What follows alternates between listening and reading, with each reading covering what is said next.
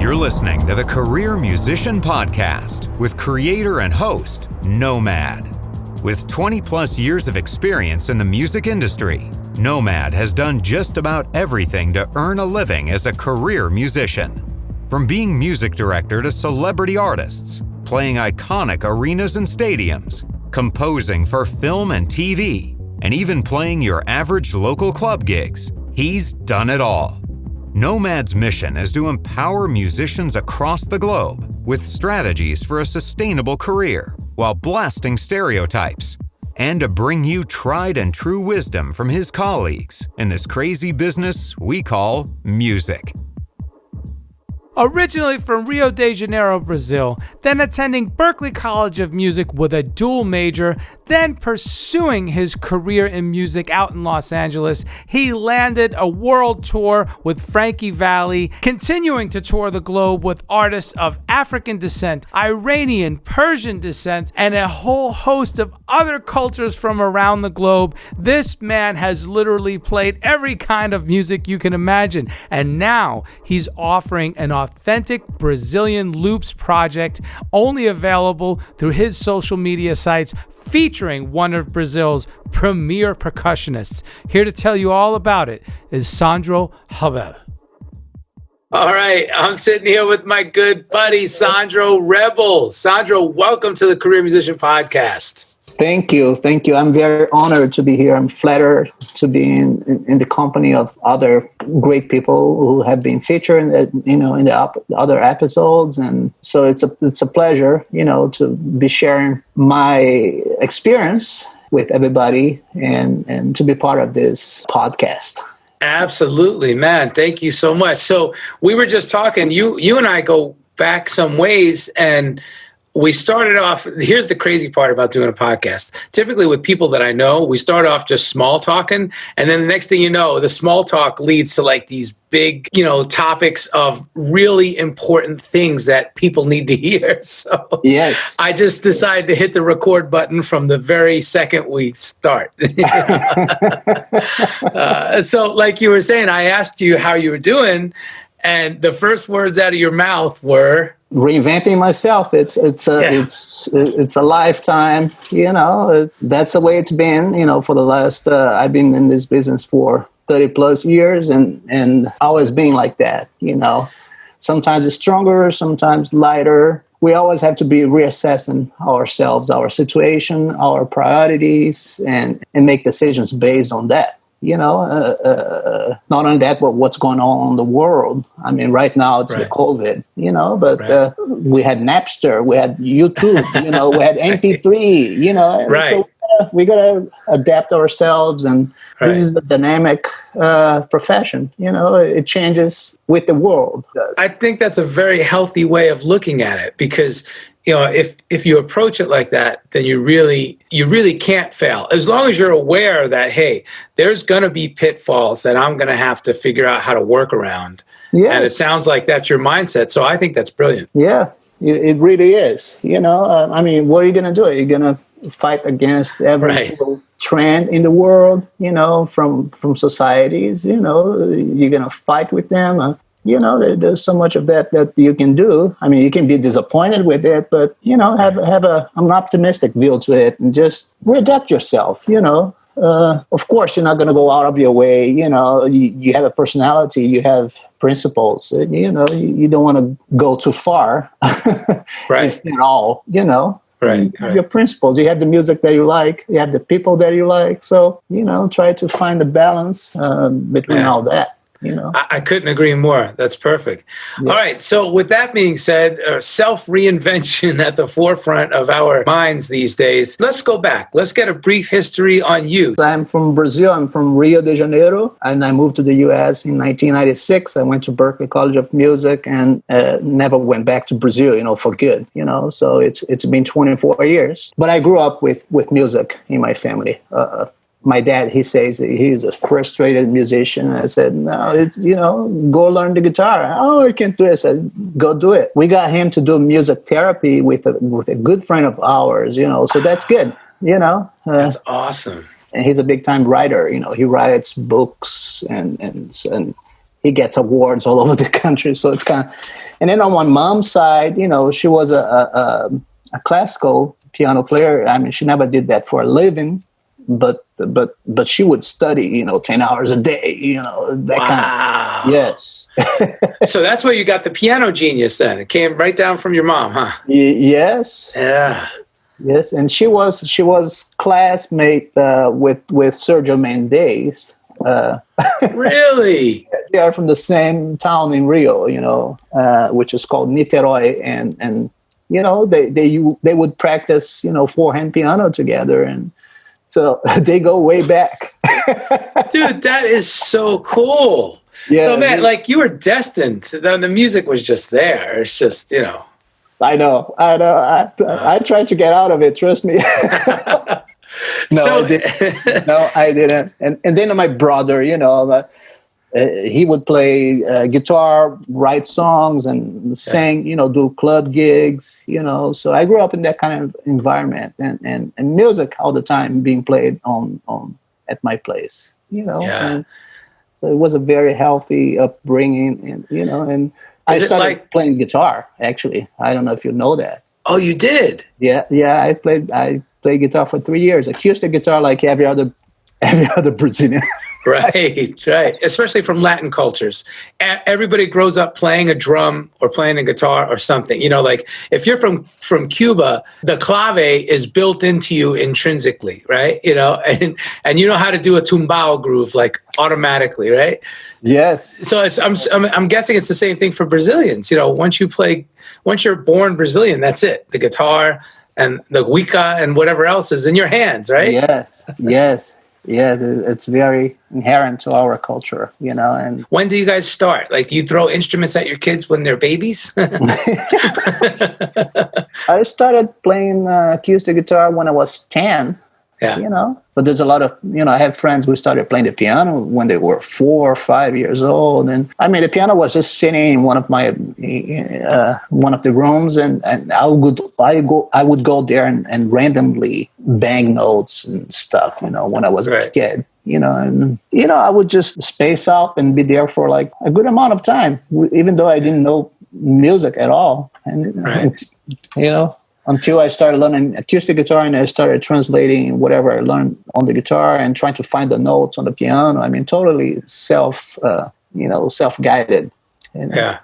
You know? Are you exposed at an early age growing up in Brazil? Is the typical child exposed to the indigenous music first and then pop music from around the world in America? Or is it kind of everything all at once? No, it's mostly, I mean, back in early 70s, you know, I'm sure today it's changed, but you're more exposed to Brazilian music, you know. Right.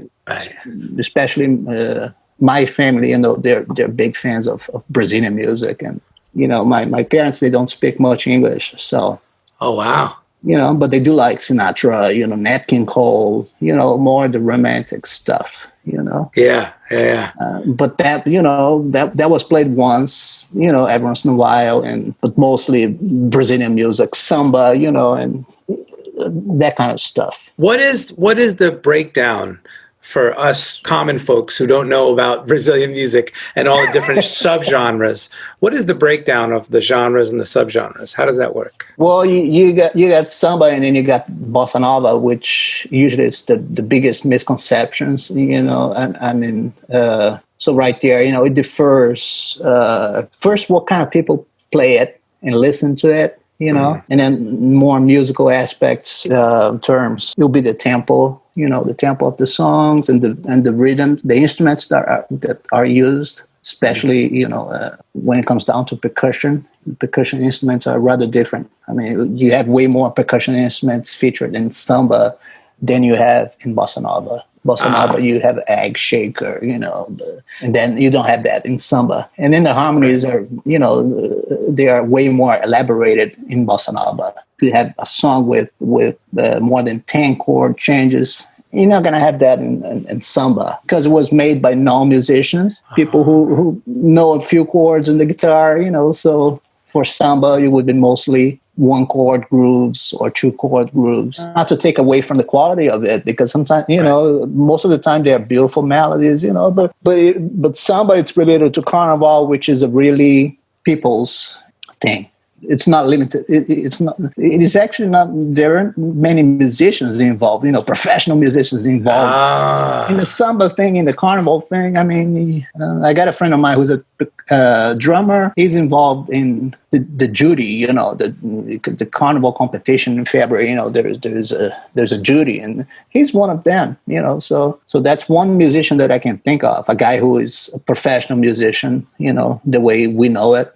Does gigs and tours and stuff, So that's one guy, but it's just a handful. Most of the people who are involved in the carnival are the people of Brazil, people who are, cook or working on carriers. Right, just civilians that love the music and they grew up playing it. Yeah. And they do the floats, they get involved in doing all the costumes and everything, And then you have Baião. You're a big fan of, but you have the stuff from the northeast, of Brazil, because I was talking about samba and bossa nova, which is stronger in the southeast, and then you have the northeast rhythms, baião, frevo, xote, that's XOTE. Wow. And those, each one of them has different instruments. Again, it's more regional. I mean, the interaction between the states is not as strong as it is here in the States. Right. In these days it's much better, but it's very expensive to fly to the northeast of Brazil from Rio. Really? Yeah.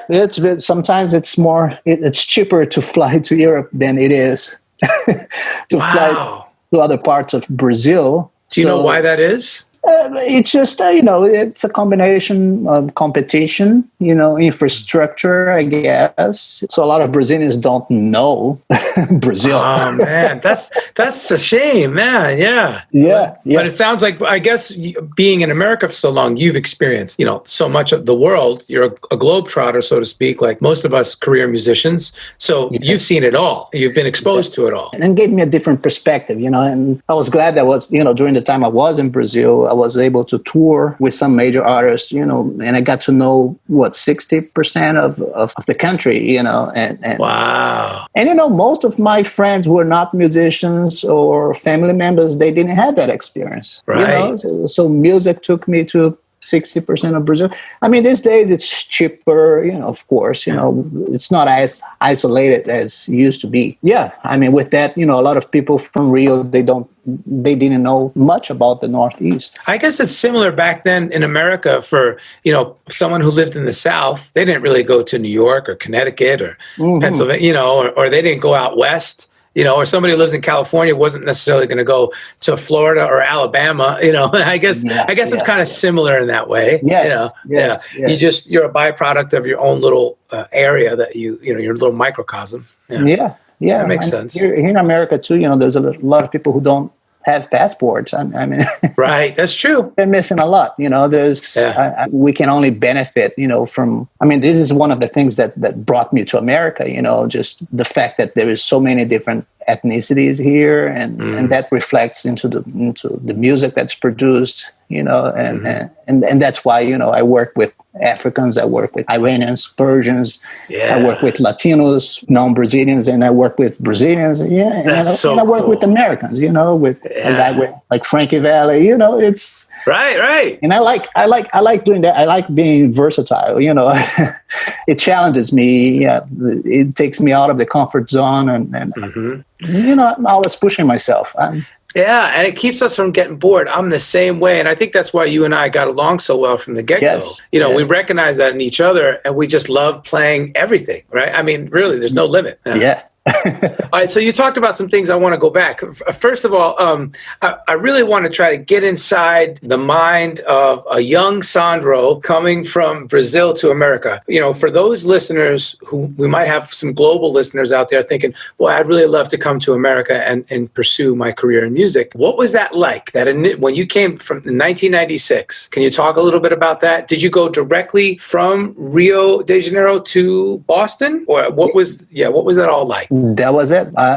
It was the first time I was ever in the States. Wow. And you were bilingual, though. You spoke English at that point? Yes, I did. Right. Okay. It had to be a little nerve-wracking. What was that like, right? It is.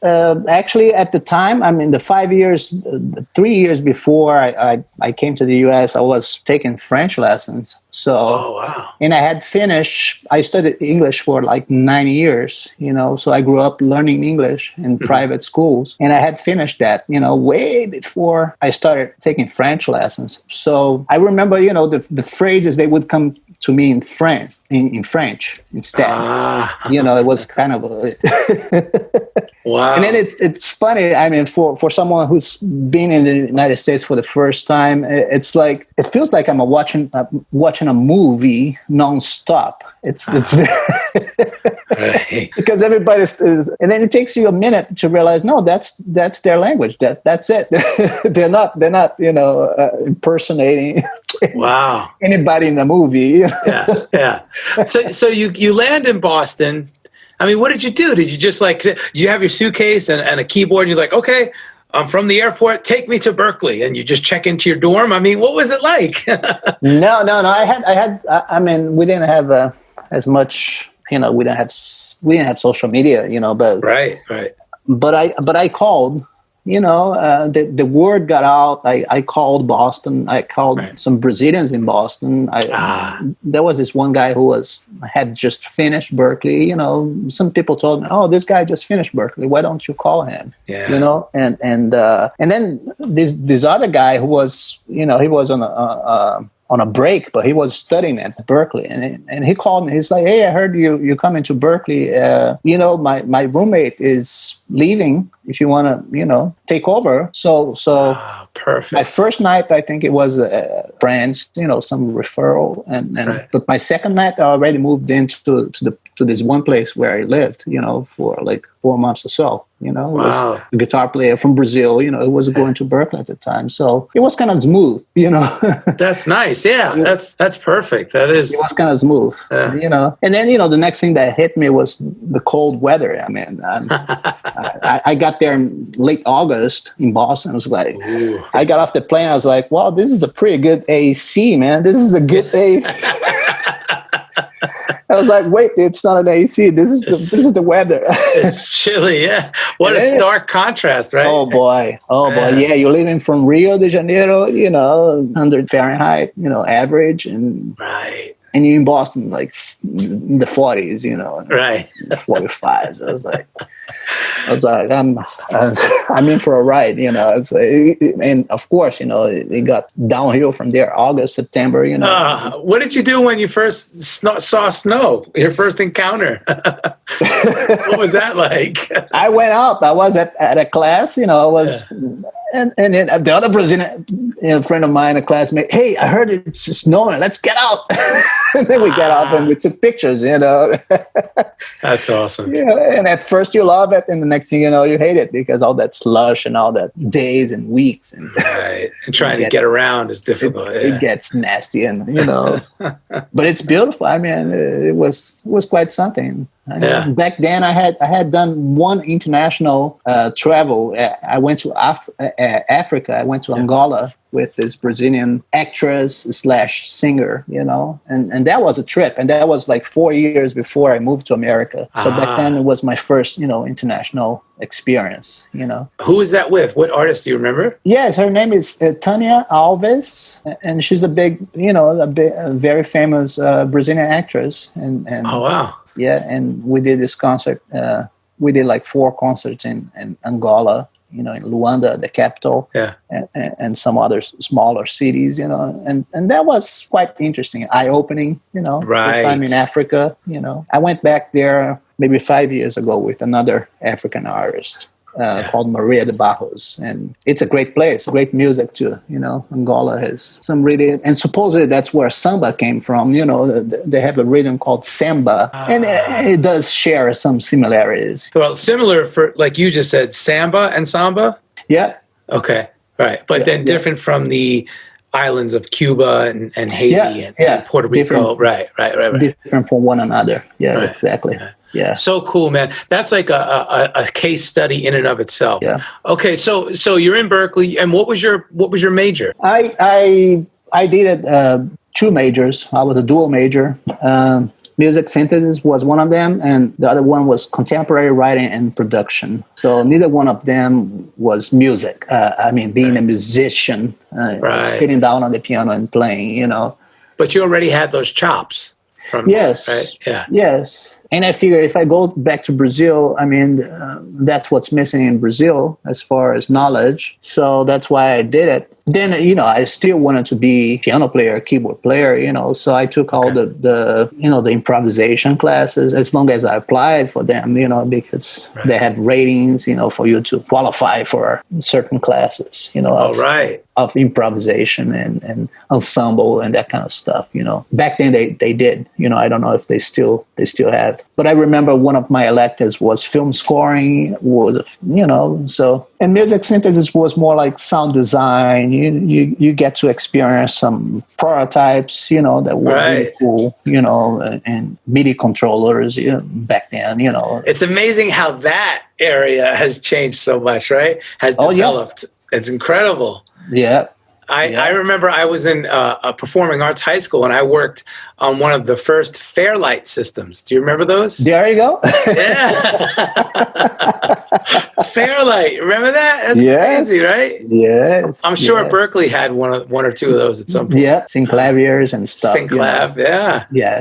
And then they had some interesting prototypes of 3D control. They had like a baton that you moved in a 3D fashion, and that would trigger different MIDI, And then I remember I did this one project that tried to put together, my two majors. They had this one software. It's called Max software. It reacts to MIDI, incoming MIDI data. Without getting too much into the technical aspect of it, but it was kind of an arranging system that I developed, that I was working on. So nice. I would play A, B, C, D, and the system would reorganize that. Let's say it would revoice whatever I played. More specifically, drop 2, drop 3 voicings, drop 4 voicings, which are some standard. Arranging voicings. Voicings, yeah. So I was cool. They seemed to enjoy it, because I was bringing together two areas of knowledge, and they seemed to enjoy it. There you go. So all right. So you graduated Berkeley, right? What year did you? 2000, I graduated, and then I was like, well, they gave you a 1 year to work, a permission to work in the United States. And I'm like, okay, I'm going to LA, because it's warmer. Yeah. So you came right to LA. Okay. I like it. Yeah. And what was that like? Tell us about that, because again, and my whole point of digging into this is because, for the young college students who are out there today who want to, pursue this career, again, oftentimes it seems like a big anxiety ridden move, right? But but it's not. I know at that age, we have a tendency to get nervous and anxious about it, but you know what? It's going to be okay, right? It worked out great for you. I saw more versatility, more diversity. More opportunity too, right? Yeah. Like, music for media and then So I was like, I want to check out how LA is, And at the time, my girlfriend she had majored in film scoring, so she really wanted to come to Los Angeles. So, and I had been here during a spring break. I really enjoyed, the city, the weather, and I met Rafael Moreira back then, Gotcha. Yeah, Yes. so another Brazilian living in LA. Yeah, Yes. exactly. Yeah, great guitar player. Like, exactly. And he's like, "Hey, are you available next week? I got a gig for you." So you started working right away? No, I didn't do the gig. I had to go back to Berkeley. I had to go. That was, shoot. Okay. That was during a spring break that I came here. Gotcha. Just a few weeks, and so I met some people, and I enjoyed the city. I was like, yeah, that looks like a place that I would be willing to stay here. A little for the practical training. It's what they call, the 1 year that you're allowed to work in the United States. After that, you gotta go. So how did all that play out? What happened? I applied for a work visa. What was the most crucial part to getting work? How did you go about getting work? You moved to LA, then what? Well, at first it was the Brazilian community. Oh yeah, there is another guy who I got together with here, Renato Neto. Yeah.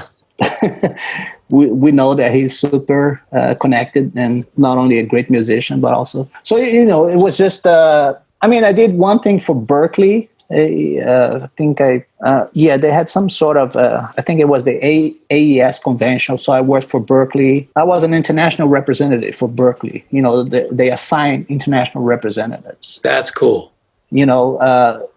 If I went to Brazil, I would be in charge of advising, potential students interested in coming to Berkeley. Very cool. So I did some training back then at Berkeley, but then they used that experience for me to work here for one event. And they had an office here. I went to see this guy too at the office, and he would direct you to some people, depending on your skills and your aspirations. But it was mostly word of mouth, and being Brazilian, it was only natural, to meet the Brazilians first, and they would refer me to other gigs. Sometimes Brazilians, sometimes Latinos, sometimes. But I didn't want to, be Brazilian musician all the time. I wanted to expand my horizons, as a person, as a musician, and so what were some of the gigs that you got? Like, brag a little bit. Tell us about your resume. You have permission to. It's the Career Musician Podcast. Talk about it all. Talk about yourself, Sandro. Well, my last gig was Frankie Valli. Right. We toured for a little short of 2 years, Right. So last year alone, we did like 64 shows, 45 different cities, when we went to. Yeah, that's a decent amount of shows. Yeah. Yeah. Especially for a guy who is 85 years old. Wow. And still crushing it, right? Yeah. Yeah, man. Every single night, the energy and the passion, talk about someone who really loves what he's doing, and always trying to improve himself, improve the show, improve the songs, and try different things, and then I play at a church in Los Angeles, the Crouch, the Andre Crouch, Sandra Crouch Church. Oh wow, yeah. My gospel experience, I've been there 5 years now. It's really cool. And then there is the Persian market. There's 1 million Persians in Los Angeles, in California. Wow, so, and it's I didn't know that. Yeah, and it's a huge market, and I did some travel with them too. I worked with this African singer, Maria de Barros. We went to maybe 15 countries or so, doing world music festivals, Wow. With that alone. What else? I gotta look it up on my own resume. That's awesome. So that's a good segue. Talk about your touring essential. So, you get a call to go on tour. And like you just said with Maria de Bajos, you went to 15 different countries. It was a mixture. It was mostly Europe. Mostly Europe. I mean, she's from Cabo Verde, so we went there and we went to Angola. And then there was Mexico, Canada, the United States. We did a lot of shows in the United States. I am Sandro Rebel, and you are listening to the Career Musician Podcast with Nomad. Help us continue to provide you with new and engaging content by getting our ratings up. Please subscribe and leave a review on Apple Podcasts. Go behind the scenes with host Nomad to gain inside knowledge of entertainment business from the world's leading musicians, artists, producers, managers, and more. All right, so perfect. That's a perfect example. You're getting ready for a tour like that. What do you do? What are some of your tour essentials or your packing techniques or, any tips? What do you do to prepare for that? I like to pack light. That seems to be the trend amongst us. Yeah, definitely. I like to pack light, because there's going to be a lot of moving around, the circumstances of touring, so let's make sure it's easy for you, at all levels, because you're going to be carrying. You could be carrying that thing for like 30 days or so. You never know. Yeah, share with our listeners. Some of the listeners who might not be hip to what it's like to tour like that. Talk about some of the struggles of touring life. Part of it, I mean, you got to consider where you're going and how long you're going to be going for, right? And, yes. I mean, based on that, you're going to make different decisions. But I always try to pack light. If it's within the United States, living in Los Angeles, wherever you go, it's always going to be later in the day, right? So make sure you have snacks, Right, yeah. Make sure you have snacks with you because, sometimes you get to the city and then you still have another hour bus ride, Right. Not everybody wants to, let's stop and have something to eat before we go, Right. or let's stop halfway there, Yeah. So, and sometimes it's a large group of people, you don't want to, it's hard to coordinate everybody's needs. That's and you don't true. want to be hungry, you don't want to be hungry, Yeah, you don't want to be hangry, that's for sure. Bring some snacks with you. I love that. I always do that. I'm the same way. I've gotten into some trouble by not having snacks when I got hangry. Yeah. I mean, for the airplane, I like to have like an extra little toiletry, Yes. to have right in front of me, right in front of my seat. Yes. Because, if you are on a window seat, you don't want to keep bothering people, to reach to your luggage, That's right. So you want to make sure you have a little. I mean, those are little things, but it makes a big difference. A big difference. This is why I asked this question. Yeah, and I find that all of us have very similar, routines, but then a lot of us have different ceremonies thing that we do. Yeah. I mean, especially you want to have an eye mask or earplugs, right? Because maybe it's very likely you want to sleep a little bit, depending on where you're going. So make sure that's reachable right there. Yeah. Do you travel with a mobile studio rig, like a laptop and an interface and all that, or? I'm always with my laptop. Yes. Yeah, I figured that. Yeah. But and then depending how long I'm going to be gone for. I mean, for a 2 or 3 day trip, and depending on the schedule, I'm not going to have time to do or energy to do anything. So I don't bring.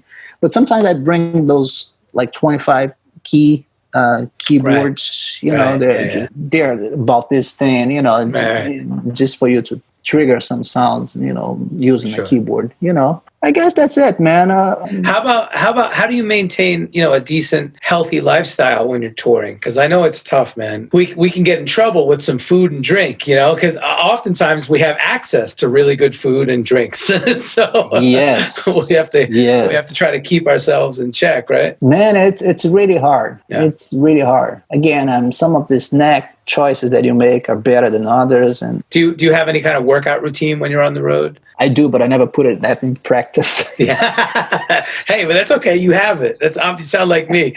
I always go with the best intentions, right? Like, okay, I'm going to do this. I'm going to do this. I'm going to do this. If you set 5 things up that you say you're going to do, if you do one, you're lucky, right? Yeah. I mean, that's the first step. It's planning, right? I mean, exactly. Whether or not you're going to follow your planning, that's a different story. Exactly. But sometimes you're really tired. Because it drains you. Yeah. Yeah. Sometimes you're really tired. The last thing you want is to push your body even harder. Right. That's so funny you say that, because every time I travel internationally, I try to wake up early and get a workout in. And even if I do, and I'm thinking I'm doing the right thing, by the time sound check comes, I'm falling asleep. I cannot even. I'm like, oh my God. So I think it's smart. Even if you do get up early, like if you can't sleep and you get up early, go work out, try to get some energy out, fine. But make sure you build time in to take a nap before the gig, right? Yeah. Because that is real. That jet lag is real.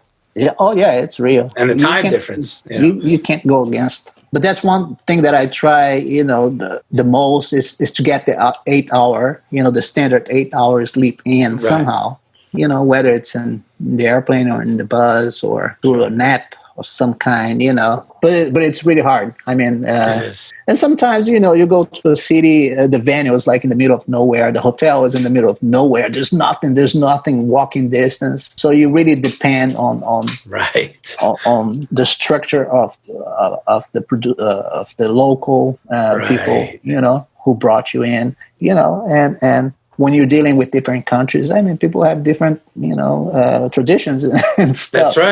That's right. Isn't it the worst, man, when the venue is so far away, or the hotel, you're out in the middle of nowhere. There's, like you said, there's nothing to walk to. That's probably the worst, Yeah, that's terrible. I know.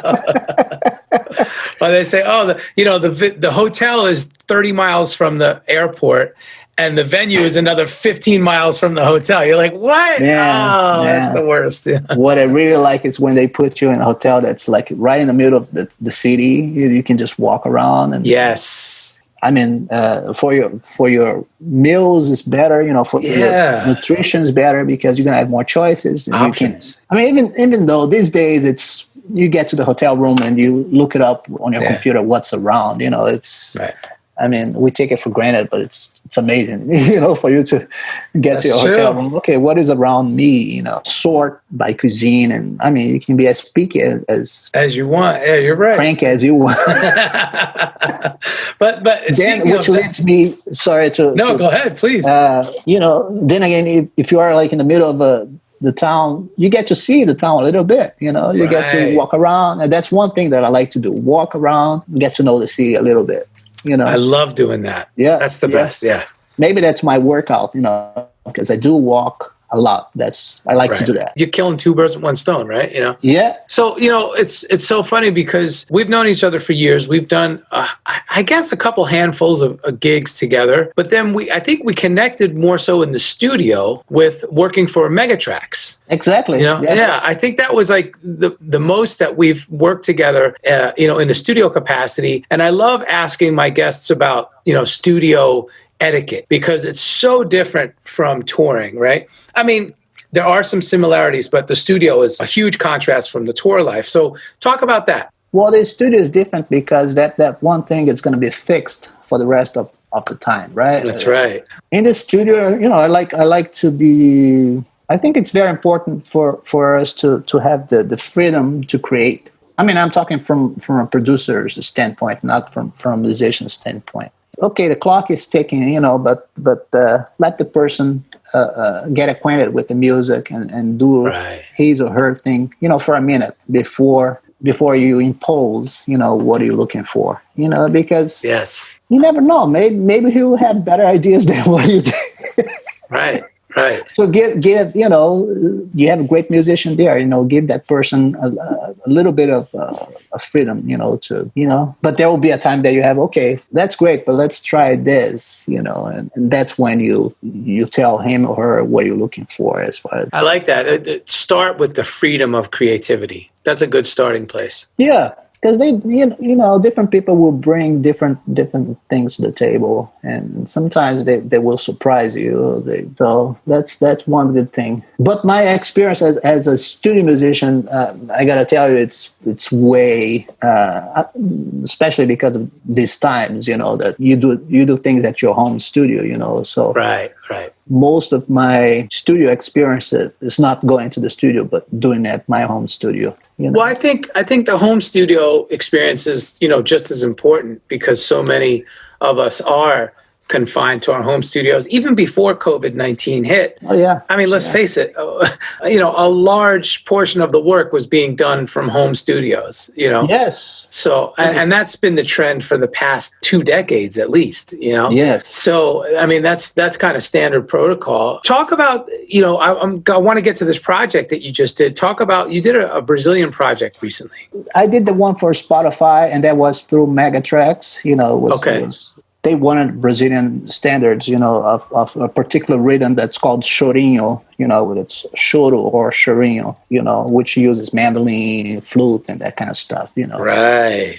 And it's from Rio de Janeiro, so. It sounds beautiful, by the way. I was listening before I turned on the podcast. Absolutely, yeah. Thank you. So it was a commission, a commission project, Right. through Megatracks.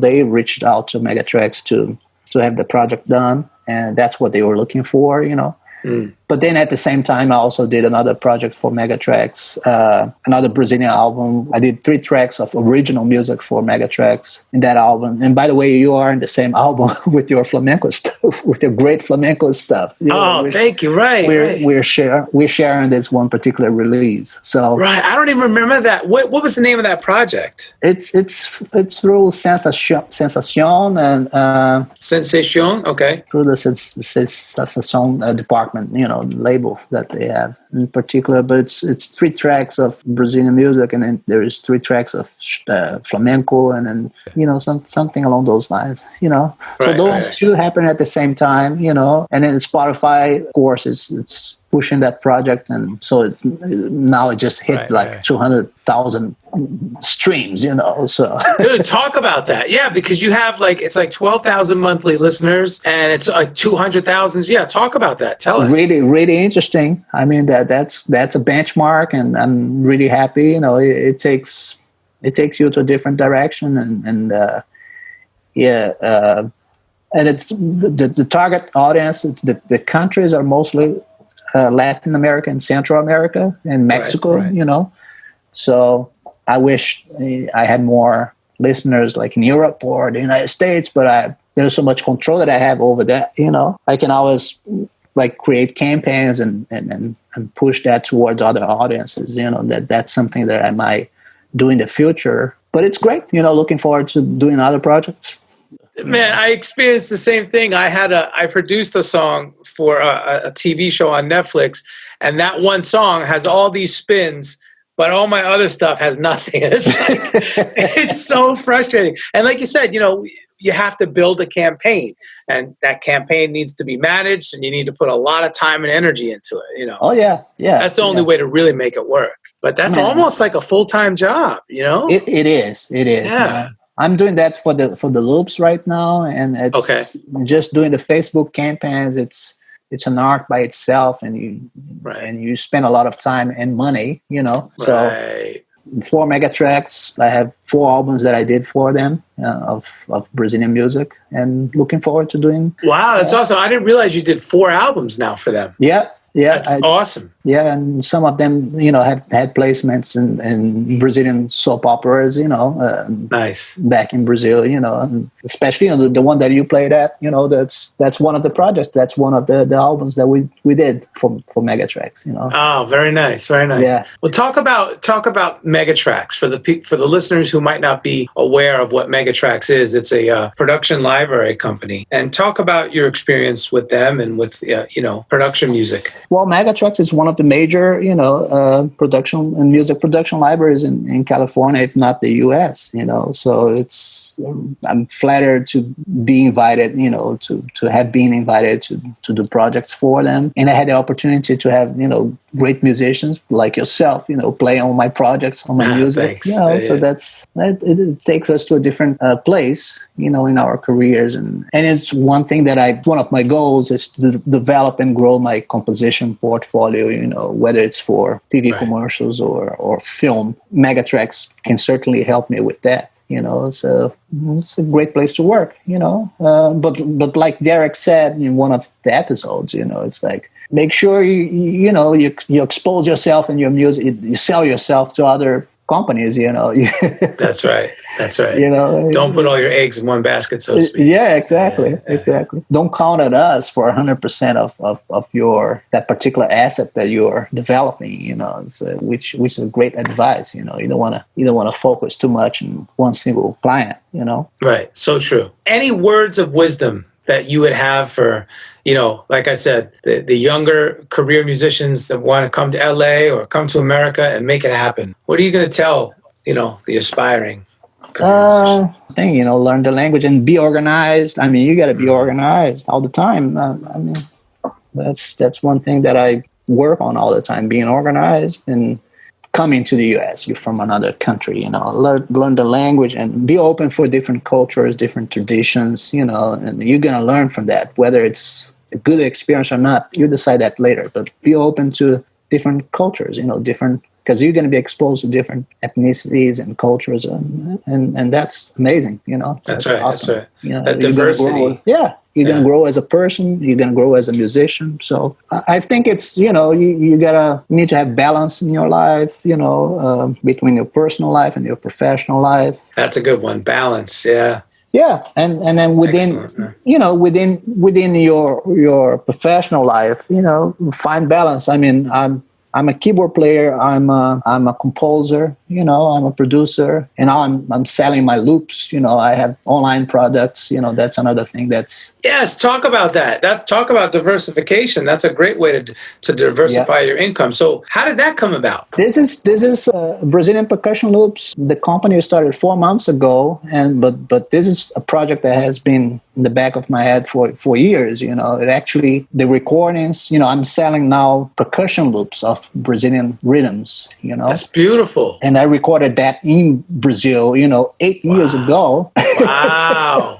Just to give you a timeline of, an idea of how long it takes. It's musically, it's great. I mean, for whoever wants to produce something with authentic, Brazilian rhythms, and with one of Brazil's most top studio musicians, so. Firmino, is that how you say it? Yes, yeah. Firmino. Firmino recorded like 9 out of 10 albums in the 80s and the 90s, and you name it, and everybody. So not only that, but this is a project that I had in mind. I wasn't able to finish it until now. So, and where can we go to check that out? It's Brazilian Percussion Loops. You can find that on Facebook. There's a Facebook page called Brazilian Percussion Loops. Okay. Or you can go to my Instagram. And my Instagram is Brazilian Musician, and you're gonna find links, to the website where the loops are sold. Okay. And then my YouTube channel is Sandro Rebel 1,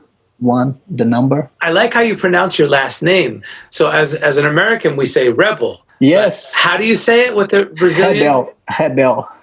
It's almost like an H, huh? Yes. Wow, very cool. But that's why, you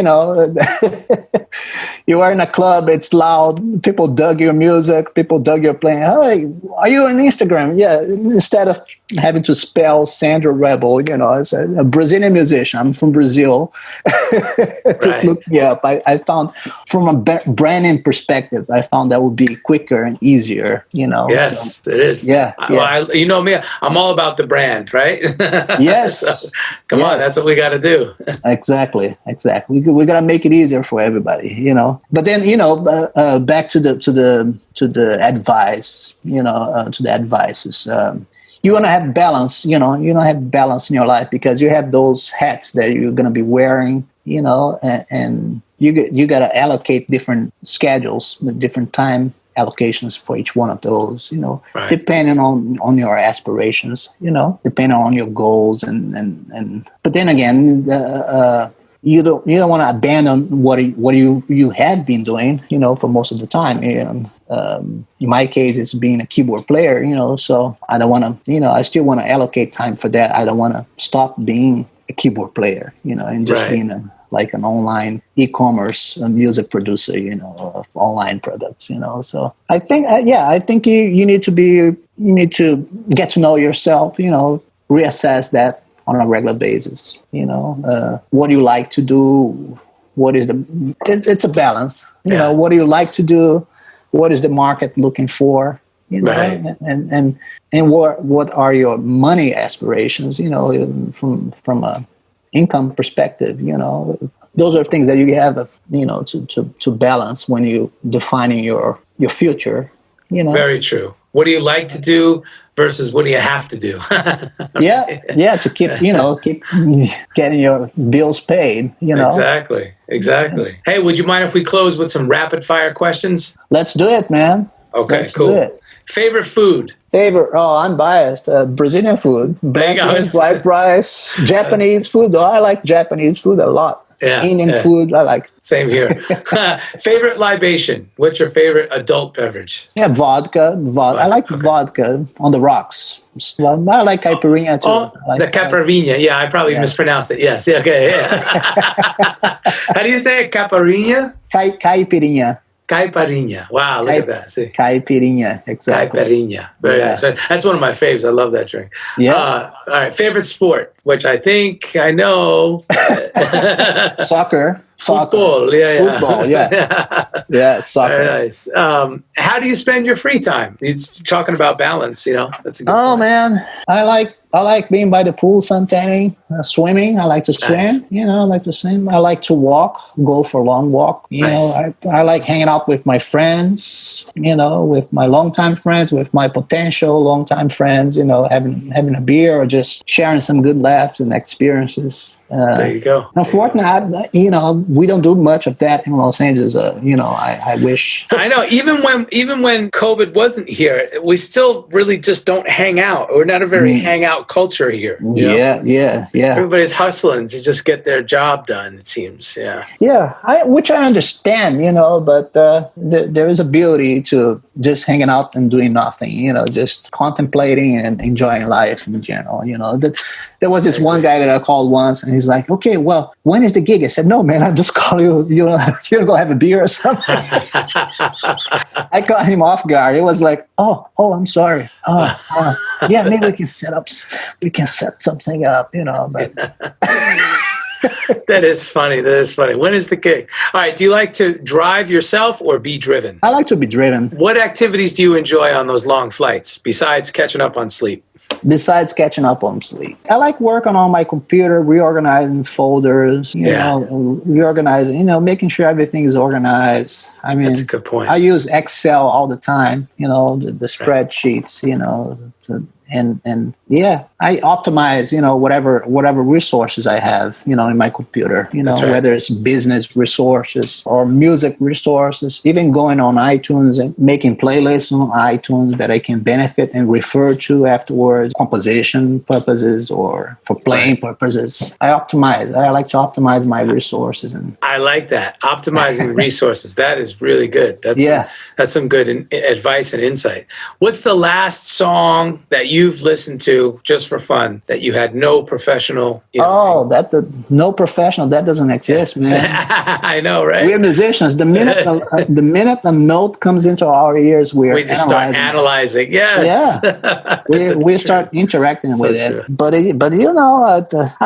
like to listen to African. I was listening Thomas Mapfumo, this singer from Nigeria the other day, and I was forced. And next thing you know, I'm sitting on the keyboard and playing along with it. There's so much you can do it, Right. But I mean, as far as priorities, it's very unlikely that I'm doing an African gig, in the next month, So again, optimizing our resources, So in a way that was more like a pleasure, I'm going to listen to African music because I like it, not because. Right. But next thing you know, I was playing along with it. Okay, what are they doing here? And That makes sense.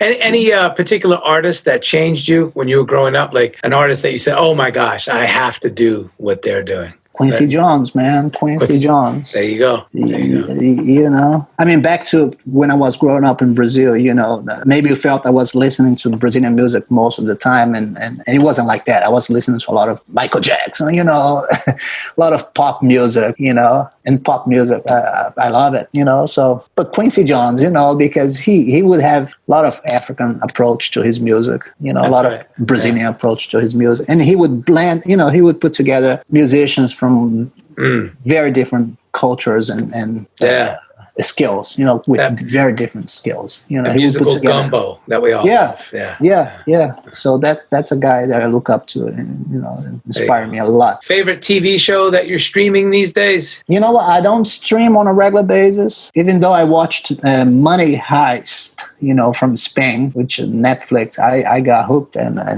I watched that. Like, I don't know, in a week, I watch all episodes. Well, there you go. You just streamed Money Heist. Perfect. Yeah. How about shopping? Brick and mortar or online? Obviously, nowadays, it's more so online. Yeah. I mean, for music stuff, online, you know. Oh, for anything though, clothes, whatever. Yeah. No, clothes. I gotta put them on. To put it on. Yeah. A chair. I gotta sit on the chair. You know. I want to see how it feels. You know. Guitars. We probably want to sit down and play with it, but keyboards. You know, it's like it's true. Yeah. I mean, I'm gonna feel the same. Yeah, I've ordered guitars online and that I haven't played that I liked that were just fine. You know. Nice. But I haven't bought a guitar in so many years. I don't need any more. You know. How many do you have right now? Oh, probably around the 60 or 70 mark. Oh man. Yeah. Oh my God. Yeah. Oh, it's kind of crazy. Make sure they're all wearing masks, man. Yeah. That's a good one. Dream collaboration. Quincy Jones, man. I think I would like to do something. Yeah. But it's not a dream. It's a reality. There you go. I'm going to do it. Make it happen. Make it happen. Yes. And finally, what would you do if you weren't a career musician? Oh, man. The way I like to gather information and analyze and reorganize them, and it will have to be something that, you know, I did 1 year of advertisement, you know, advertising before, alongside, you know, I was doing music and advertising. I did, 1 year, you know, so maybe I would be into advertising or project management, you know, because I really like to crumble the numbers and analyze and reorganize and evaluate and maybe something along those lines. I don't know. That's awesome, man. Yeah. Well, Sandro, man, it's been a pleasure to have you, my friend. Thank you so much. It's been a pleasure for me. Thanks for having me. And you know, I'm glad to share, you know, and congratulations on your podcast. You know, that's really a great resource for any musician, whether you're starting, whether you're an aspiring musician. It doesn't matter. I mean, the information that you're sharing, it's just invaluable. It's really good. And it doesn't only apply to the United States. It applies to the whole world, you know. Global. That's right. Yep. That's right. No, I truly appreciate that because it is a labor of love. It's a huge labor of love. I know. But this message needs to be heard, right? From all Definitely. of us. Definitely. Thank you. You're doing a great job, man. Man. You love him really good. I really appreciate that. That does fuel me. I appreciate that. That gives me energy to keep going. You know. Oh yeah. Don't even hesitate. You know. Awesome. And you know, if you need help, I'm here. Oh, thank you so much, brother. Follow The Career Musician at Facebook, Instagram, and sign up for the Career Musician newsletter at thecareermusician.com. Binge previous seasons of the Career Musician podcast and subscribe for all new episodes. I'm just a nomad, nowhere man, writing the songs in this one-man band. A nomad, yeah, I'm a nomad.